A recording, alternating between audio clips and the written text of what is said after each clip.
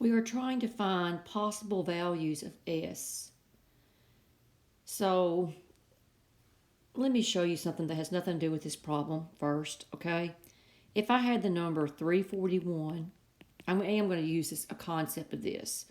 If I want to break that down, this is 3 times 100, because 3 is in the hundreds place, plus 4 times 10, because that's in the tens place, plus 1.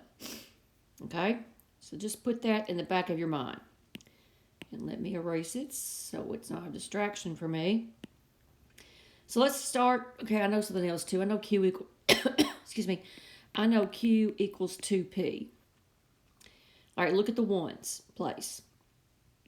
Here, I know that 5 plus R equal 4. Well, R has to be either 0, 1, 2, 3, 4, 5, 6, 7, 8, or 9. So what do I add to 5 to get a 4?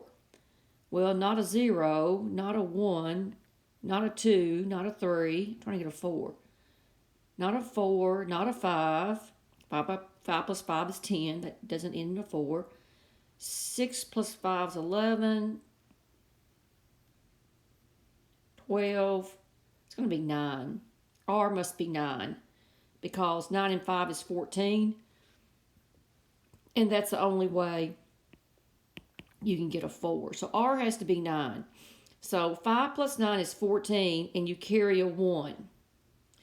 So let's do the tens place now. I know that 1 plus P plus Q equals S. Now, S is in the tens place. And if I wanted to figure out, hey, is it 50, 60, 70, 80, whatever, I'd have to add 10 to S because I'm in the tens place. If I was in the hundreds place, I'd add 100. Now, this is P plus Q equal S plus 9. I'm just trying to do anything to get to S, okay? Trying to figure out what it is. All right, P plus Q is S plus 9. And I know another name for Q is 2P.